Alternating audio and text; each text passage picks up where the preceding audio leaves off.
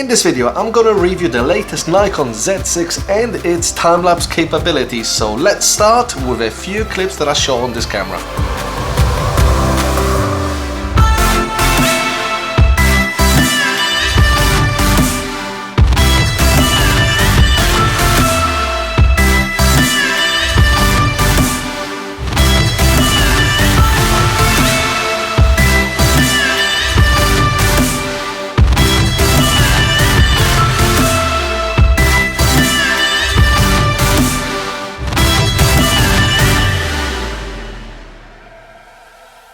So let's start about the features, how you can do a time-lapse from this camera. Obviously, the easiest way, not the best, is to shoot video and then speed it up in post, which doesn't take much science, but you don't get the greatest results you can get. Hence, this camera has its built-in time-lapse movie mode. So basically in there you can preset your shutter length, you can shoot it in manual mode, you can shoot it in aperture priority mode, also you can shoot it in auto ISO mode, which works great when it comes to day to night or night to day transitions for your sunrises and sunsets. Inside the app you can set your interval time, with the minimum being 0.5 of a second, as well as your shooting time, and I'm sure that depending on your battery level you can set it for super long times. There's an option for exposure smoothing. I would definitely recommend it as I've trialed it and it worked really great when it comes to sunrise or sunset. It will change the aperture settings or the ISO settings by really small increments so that you don't get the flicker or the change in exposure in the video. There's the very convenient option for silent photography, so your camera doesn't make any noise, as well as minimizes the shutter count for your body, because the more shutters obviously reduces the value of the camera and then it can break and cost you more to repair it. So that's definitely a great feature. One of the best features that I did not know, but you can do, is as the camera can compile a maximum resolution of 4K video in this time-lapse mode, you can actually do it in either FX mode, which is the full frame mode, or the DX mode, which is the 1.5 crop of the image. And that comes really handy because sometimes you actually need that extra length from your lens, and yeah, you just set it in DX mode and you go 1.5 your lens in the same 4K result. Fantastic idea. You can preset your frame size, but to be honest I would just set it for 4K and to shoot either 25p if you're in Europe or 30p if you're in the States. The other modes, yeah, you can shoot 1080p, being PAL 25p, 30p, but you can also shoot 1080p in 50 or 60p, which, yeah, why would you do that? Why would you shoot faster frame rates when you're actually speeding it up into a time-lapse? So yeah, definitely set it in 4K, either 25 or 30p, or if you really want it for your 24p movie, you can choose 24p, but 4K in FX or DX mode on this camera, brilliant idea. And lastly, very convenient, interval priority mode, which will never extend the length of your shutter over your interval. And in that time-lapse movie mode, something else that you can do is you can actually leave the white balance in auto and it will analyze it, and with your exposure smoothing on, it will also ramp your white balance from night to day in this smooth manner rather than changing white balance very oddly. Together with your shutter and aperture, you can set your minimum shutter for your auto ISO, and that's a very convenient feature for your ISO to start increasing or starting to lower only to a certain amount, not to interrupt your interval and shutter duration. So is the time-lapse mode that produces the 4K image any good? And what's the 4K quality actually like? Well, it is H.264, but when I shot slightly longer exposures like 1.6 seconds or 2 seconds or longer than that, I didn't see any H.264 blockiness, so the quality looked really good, but that was over long exposures. Maybe at faster exposures and super high ISO rates there would be blockiness, but I was happy with these files. 4K looked great. You rarely actually get to deliver 4K. Everything gets compressed to 1080p. As this video is in 4K, you get to see some of these clips that I shot in 4K movie mode, and you see its quality. For example, some of these clips that are shot in 4K movie mode at night at ISO 100, they were clean, no blockiness, really good quality, sharp.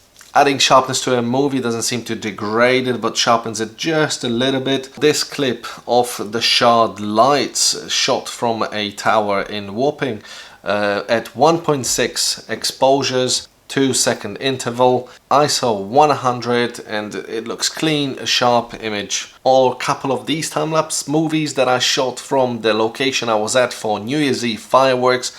Look at these really cool formation of boats lining up to see the fireworks happen at London Eye, right in front of the Palace of Westminster. How cool that looks. And the video is sharp, the video is deliverable to a client if I needed to straight away. However, I'm not gonna deny, obviously, there will be more flexibility with regards to your light, shadows, highlights, sharpness or saturation. If you shoot it in RAW, you can recover more from shadows, from highlights, change the overall exposure. It will be definitely still perfect, but when you apply this to a time-lapse movie, even in 4K, I'm pretty sure that by changing drastically some exposure values or highlights or shadow, you will pretty quickly start degrading the quality of that clip. There's not that many cameras that actually do a in-body 4K time-lapse mode. There's the one Canon, I think 6D as far as I know, but it's an old model. The sensor on it is not that great. ISO performance is nowhere near what's on this new Nikon Z6, especially. Don't know what it's like on the Z7, but I know that the Z6 will be better, at least in ISO. Sony's, for example, only get you 1080p if you want to shoot an in-body time-lapse into a movie file rather than saving the files. So overall, for that price range, for the performance, so when traveling and delivering fast for clients, I would shoot in 4K time-lapse movie mode rather than having to process the RAW files, because I could deliver these files straight away when I take the card out of the camera. Moving on to the more complex interval timer shooting mode, where you actually get to save the RAW files or the JPEGs, but you would work with the RAW files.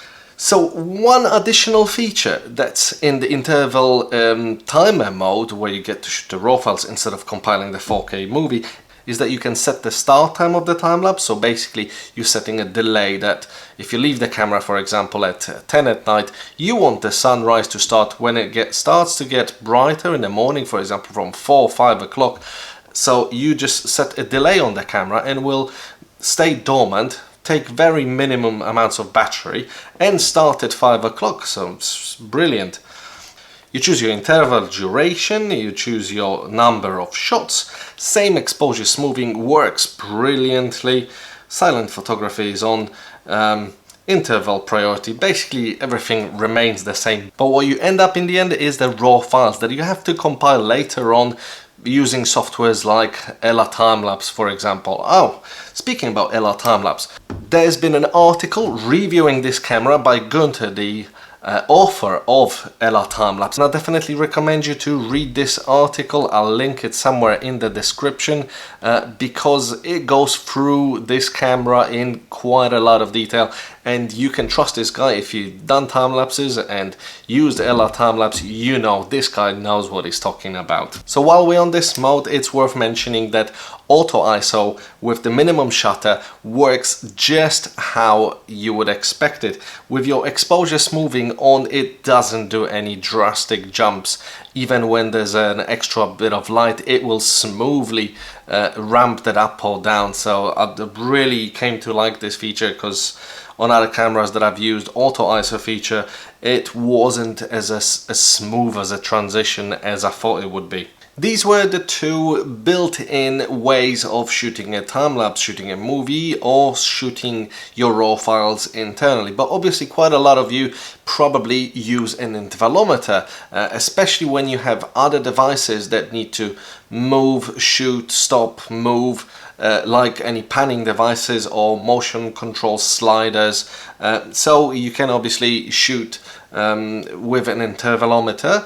With this camera, the intervalometer is called the MC-DC2N3, but what you can do is you can actually just buy the cable and just plug it into your intervalometer of choice. The cable for this body is something about £5, and if you use a intervalometer that accepts different cables rather than has a built-in cable, then Bob's your uncle. You can just buy that cable and go. Everything works pretty much the same. The only thing that you lose by using an intervalometer is you don't have the exposure smoothing. I haven't actually tested this out, but I don't think it would do it exactly the same of a job, because it would analyze every photo as a photo, and if the light changes, it would change with it. So you probably would end up doing a bit more deflickering in LR Timelapse or your other time-lapse compiling software of choice. Other than that, probably all the features of auto ISO work exactly the same.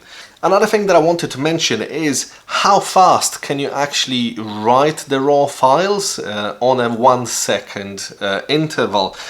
So I did check it out on all the modes, being shooting with an intervalometer, shooting with the in-body interval, and the maximum shutter that you can have is 0.6 of a second. So it leaves a 0.4 of a second gap to write the file, and it can then take another shot. Same applies to a 2-second interval. Your maximum shutter is 1.6 seconds. On a 3-second interval, your maximum shutter is 2.5 seconds, but then there isn't a shutter that's longer than that. And on a 4-second interval, the maximum shutter is actually only 3.2 seconds, which leaves a 0.8 of a gap, and it will just write that fine. So I did try all the different raw file types as well as shooting JPEG. So I tried the compressed, uncompressed, lossless, and under no circumstances I was able to get 60 frames recorded over 60 seconds at 0.8. 0.6 was the maximum. You would have thought that saving a JPEG, which is a much smaller file, would be much quicker, so I would be able to do the 0.8 second over 1 second. No. Leaving the 0.4 of a second gap between your shutter duration and interval is the minimum to get any kind of a file saved on the camera, that being lossless, compressed, uncompressed, or JPEG only. So as long as you stick to that, you can do 0.6 over 1 second or 1.6 over 2 seconds, and you're good to go. I was using the QXD fastest G version of the card. On the slower cards, it just might not allow you to write your photos that quickly. And there might be some video complications with regards to 4K probably too, so let's get the fastest writing G card. Moving on to another very important update on the new mirrorless, and that goes for the Z6 as well as the Z7 as far as I know, is that the Wi-Fi opened opportunity to connect to third-party apps, which means you can use the very popular amongst time-lapse photographers QDSLR Dashboard on anything as far as I know. Tested it on an iPad, tested it on my phone, and it works brilliantly. The camera just connects directly to the device, gives you a preview, and you can control the camera no problem whatsoever. Some of you that are really advanced into time-lapse photography and want to manually make changes when you set your RAW and JPEG Mini on the camera, and it sends the JPEG Mini to QDSLR Dashboard for your preview so that you can make the changes yourself or leave it into auto holy grail changes.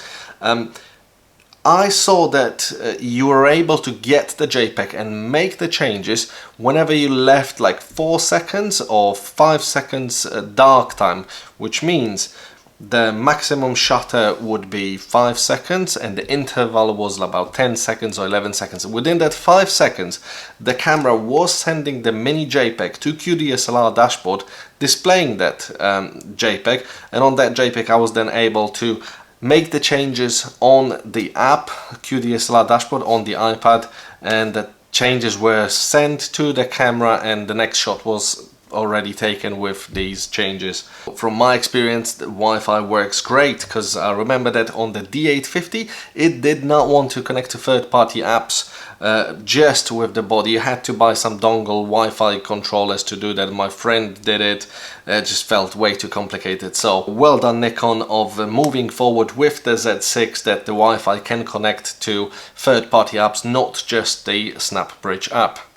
Couple of other features that really positively surprised me was that in the interval timer shooting mode, when the interval was long enough that the shutter was, for example, half of it, let's assume 5-second shutter and 10-second interval, you got that 5-second gap between each shot is being taken, so the camera is idle. I was able to half press, for example, the shutter or move any of the dials, and then I would see the preview on the screen what's happening. And if the interval would be long enough, you can actually press the play button and you get to see the last shot. If the gap is even longer, you can scroll back and see how previous shots are looking, and then when the time is that the next shot needs to be taken, the camera will go black again and just take the next shot. I think this is a good method of preserving battery on long time lapses, but you can still see the preview only when you need to. When the next shot is being taken, the camera completely shuts off the screen and just continues taking the interval. In terms of battery, well, this is one thing that I thought could have been perfect about this camera, but isn't. The camera cannot be externally powered at the same time that it's operating. It can only be powered by USB 3 when it's off. So you cannot set a super long time lapse and just be powering by battery banks and just disconnecting them and plugging back in. That won't work. However, the batteries seem to be very good, because I did run a sunrise time lapse and I left the camera at around 11 p.m. On a delay to do nothing till 4:30 in the morning, and then do an interval of 30 seconds with the maximum exposure starting at the night, which was still a night first thing in the morning from 5 o'clock in the morning, of 25 seconds. So for the first 2-3 hours it was taking 25-second exposures, which is quite a lot. And then when day started breaking and the sun started coming out, obviously the exposures were really short. However, the camera was taking photos every 30 seconds from 4:30 in the morning till something like 8:30. So I captured these beautiful low-hanging clouds that were just waving by across the road, and that was happening for at least about 2 hours, and then the day started breaking.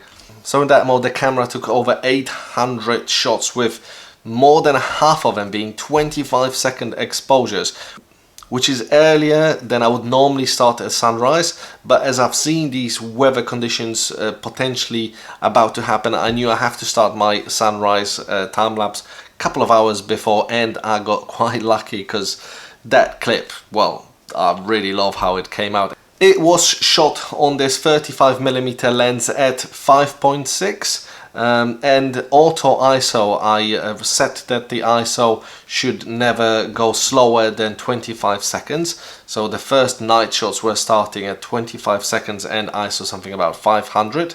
Because that's a long enough exposure anyway. And then as the time goes down, the ISO was going to 100, and then the 25 seconds were slowly reducing as the day started to get brighter and brighter.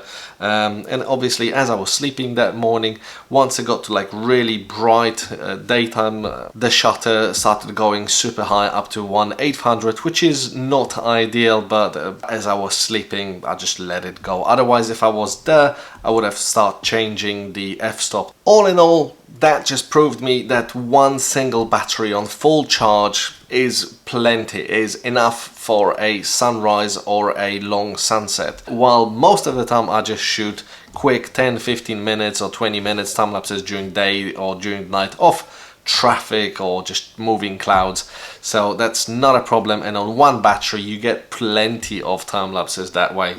So hopefully this video gave you an insight if this is the time-lapse camera for you, because you just know that it's a brilliant photo camera, as well as you can do a lot of cool video features on this. But in terms of time lapses, I honestly think this is the best time-lapse camera of 2018, because it was released in 2018, but it probably will be the king of 2019 still.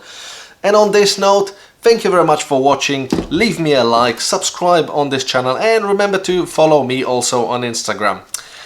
I think I'm gonna get ready now, go sleep, because I might be doing a sunrise time lapse. See you later, guys.